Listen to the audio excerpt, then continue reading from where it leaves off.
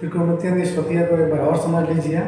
कैसे त्रिकोणमितीय निष्पत्तियों को हम प्राप्त करते हैं, त्रिकोणमिति को कैसे जानते हैं, समझते हैं। बहुत आसान है, इसमें कोई समस्या आपको नहीं आएगी, समझ सकते हैं। त्रिकोणमिति का मतलब होता है त्रिकोणमिति, यानी तीन कोणों की माप, यानी गणित की वह शाखा जिसमें तीनों कोणों के माप करना सीखें, मापना सीखें।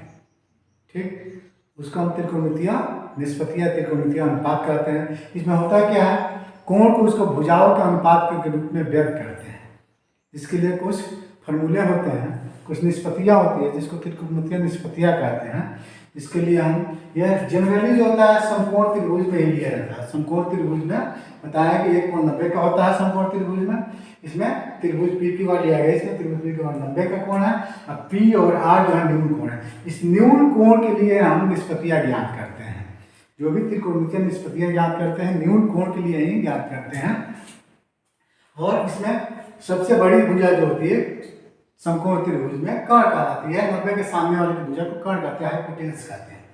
बाकी दो भुजा, एक को आधार और एक को लंब कहते हैं, लेकिन संलग्न भुजा को आधार कहते हैं और सम्मुख भुजा को लंब कहते हैं। इसी कोण लिए न्यून कोण आर, इसके संलग्न मतलब सटा हुआ भुजा यार, तो इसको हम आधार कहेंगे। आर के लिए सम्मुख भुजा यानी लंब हो जाएगी। इस प्रकार से तीन ही मुख्य, आपको मुख्य निष्पत्तियां, तीन मेन रेशियो जो होते हैं तीन होते हैं, साइन, कोसाइन, टेंजेंट, पूरा नाम है। इसका शॉर्ट नाम होता है साइन, शॉर्ट में साइन यूज करते हैं। कोसाइन को कॉस यूज करते हैं, साइन को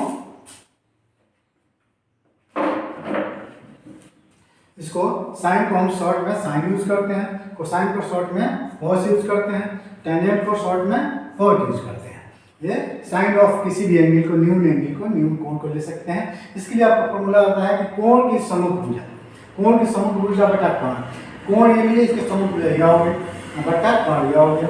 इस प्रकार से कोण की सम्मुख भुजा, इसको लंब भी कहते हैं। कोण की सम्मुख भुजा को लंब कहते हैं, लंब बटा कर्ण यानी पी बटा एच।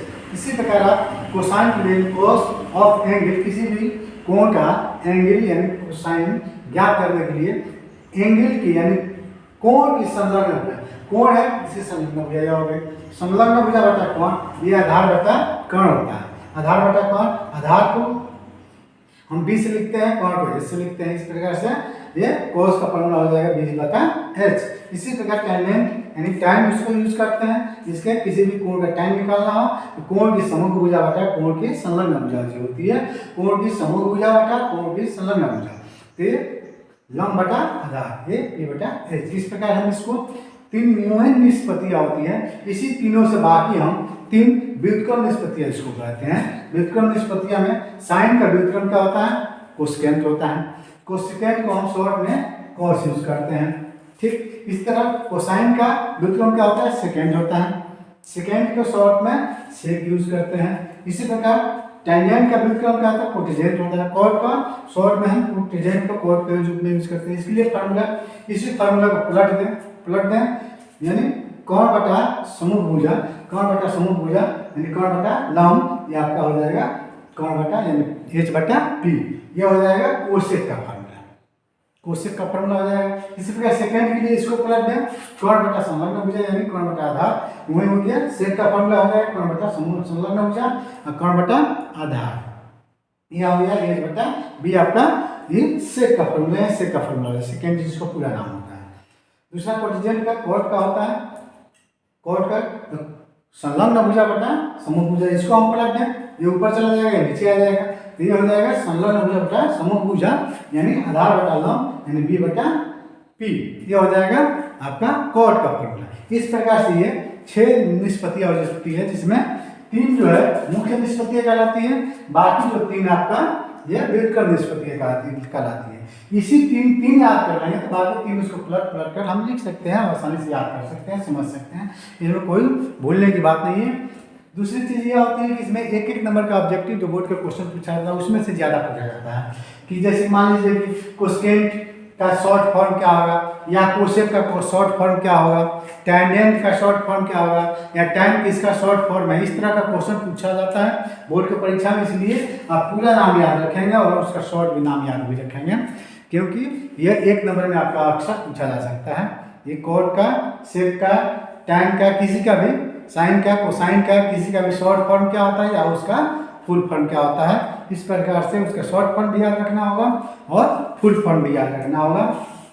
दूसरा चीज की क्वेश्चन हल करते समय पाइथागोरस का सूत्र जरूर याद रखेंगे कि कर्ण का स्क्वायर बराबर लंब का स्क्वायर प्लस आधार का स्क्वायर, ये एच स्क्वायर बराबर P square plus B square. इसके द्वारा हम दो भुजा का मान दिया रहेगा, तीसरी भुजा हम आसानी से उसको ज्ञात करके इसी फॉर्मूला से, और उसमें जो भी निष्पत्तियां ज्ञात करनी रहेगी उसको हम ज्ञात कर लेते हैं।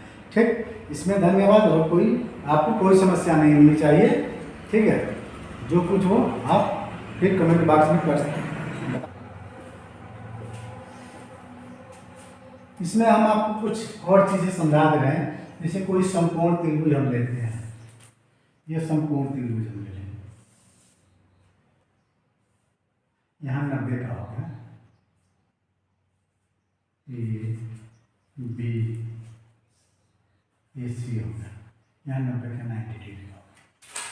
अब इसमें दो न्यून कोण है, यह और ये दो न्यून कोण है। न्यून कोण के लिए, इस कोण के लिए इसको ये भुजा जो होगी ये भी जो होगी कोण ए की संलग्न भुजा, संलग्न भुजा कहलाएगी, कोण ए की संलग्न भुजा होगी। ठीक, और इसका ये क्या है, सी, कोण सी की सम्मुख भुजा, सम्मुख भुजा को हम क्या कहते हैं, लंब कहते हैं, और संलग्न भुजा को आधार कहते हैं। यानी ये भुजा जो है इस कोण के लिए संलग्न भुजा होगी यानी आधार होगी, और इस कोण के लिए या कोण सी के लिए यह सम्मुख भुजा यानी लंब होगी। उसी प्रकार यह जो है बीसी जो है भुजा, यह ए कोण के सम्मुख भुजा है, सामने भुजा, कोण ए की सम्मुख भुजा, सम्मुख भुजा यानी लंब है, कोण ए के लिए लंब भुजा है। उसी प्रकार इस कोण सी ए के लिए क्या होगी, कोण ए की ये संलग्न भुजा, कोण ए की संलग्न होगी, कोण